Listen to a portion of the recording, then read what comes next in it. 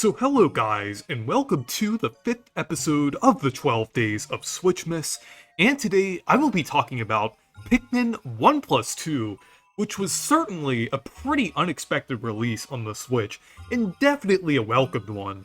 This would be higher up on the ranking if I was ranking Pikmin 1 or Pikmin 2 in general, but I'm kind of ranking it based on the fact that it's a port. And I feel like that is kind of fair on this ranking since I'm kind of putting it up against newer games. But Pikmin 1 plus 2 is great. They're definitely great ports of Pikmin 1 and 2. They didn't really change a lot from either the GameCube versions or the Wii Play Control versions of them. So they're basically the same experiences.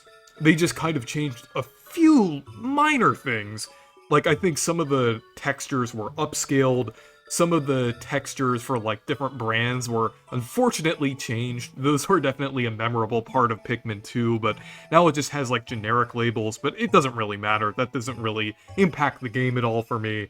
But it's also in widescreen as well, which looks nice. It is a little stretched, but after a while, I didn't really mind that.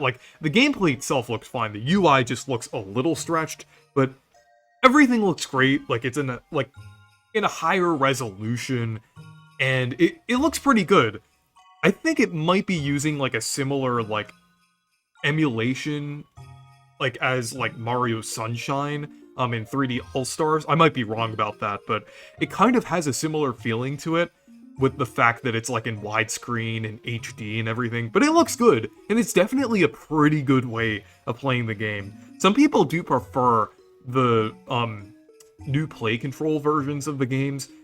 I think that's purely due to the controls and everything, which is definitely fair. That is definitely fair because the new play control versions control really well.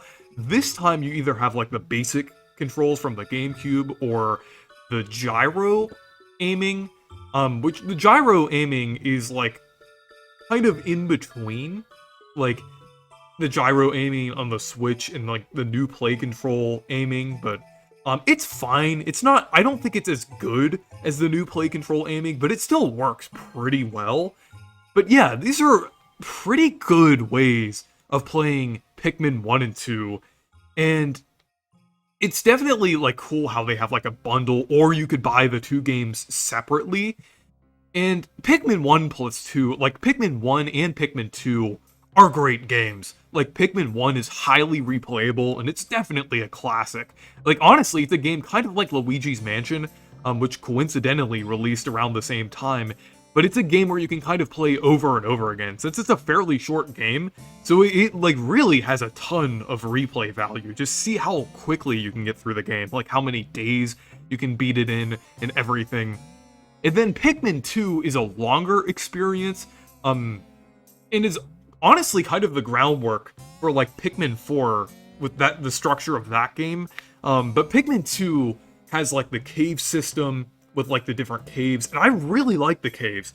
I mean, I feel like they were handled a little better in Pikmin 4, but I do appreciate the way that they were handled in Pikmin 2, because Pikmin 2 I would say is my second favorite Pikmin game, tied with Pikmin 3 Deluxe, behind Pikmin 4. So I definitely appreciate the structure of Pikmin 2. It's not for everyone. I could definitely see how some people have some problems with it, especially in some areas where it can get pretty hard with some of the random RNG elements, with the randomly generated areas, or the different bomb rocks or things that can fall on you, or bosses like the water wraith and different things like that. I could definitely see why that can be a turnoff to some people who are used to the style of either Pikmin 1 or Pikmin 3. So I can definitely understand that, but I personally really enjoy Pikmin 2. It kind of heavily focuses on the cave system, but it does have a little bit of the overworld exploration as well, and kind of doing some things on the surface. In the surface, it's kind of remixed versions of Pikmin 1's maps, which I think is pretty cool. I mean, at first it doesn't really seem that, it just seems like they're basically reusing the same parts from Pikmin 1, but it does feel different than Pikmin 1.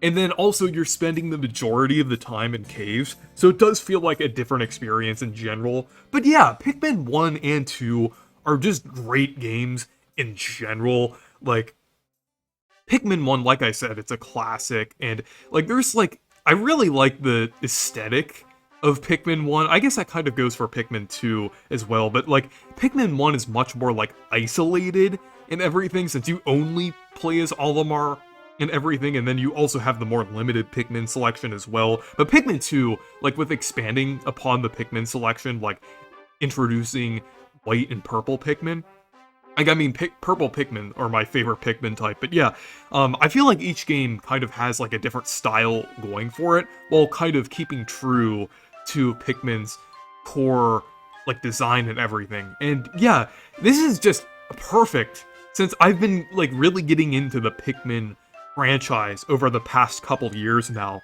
and, like, it definitely kind of helped me get into the series, since before I played Pikmin 1+2 and then eventually 4, I only played Pikmin 3 Deluxe, so by the time 4 released, I actually played all of the games thanks to Pikmin 1+2, which is great. Like, it's great that you could play all of the Pikmin games, aside from Hey Pikmin, on the Switch. It really goes to show that Nintendo actually cares about this series now, which is really cool. I feel like Miyamoto partially, like, pressured Nintendo to port this on the Switch, because, I mean, Miyamoto really wants Pikmin to be successful, and I definitely agree with Miyamoto on that, because Pikmin is a great series. I love the Pikmin series now. Honestly, like, after playing 3 Deluxe in 2021, and then Pikmin 1, 2, and 4 this year, honestly, it is definitely up there as one of my favorite game franchises now. Like, it is just really fun, and it just has a great gameplay loop in general. But I definitely recommend checking out Pikmin 1+2 if you haven't already. Like, it's definitely, like, a pretty good price. I think it's $50 for the bundle, or if you only want to try out Pikmin 1 or 2, they're like $30 each. It's a little much for 1, but for Pikmin 2, I would say that's fair. But yeah, and it was just surprising in general how this was just dropped during a direct, like, after, like, the Pikmin 4 segment. Like, it kind of, like, goes to show, like, Nintendo is kind of, like, caring more about putting more GameCube games on the Switch, and the way they've been releasing them, while a bit slow with how, like, with the output of it, it is appreciated how they are kind of putting a little bit of effort into these ports, even though it's basically the same game, and, like, they are kind of going out of their way to do, like, physical releases and everything. And then for other GameCube games, like Thousand Year Door, we're getting full-on remix, like full, like, big games with that, which is, like, on a whole other level from this. But yeah, Pikmin 1+2 is great, and was definitely a pretty unexpected game to release this year.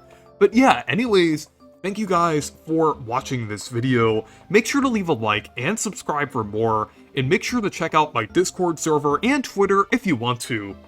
Goodbye.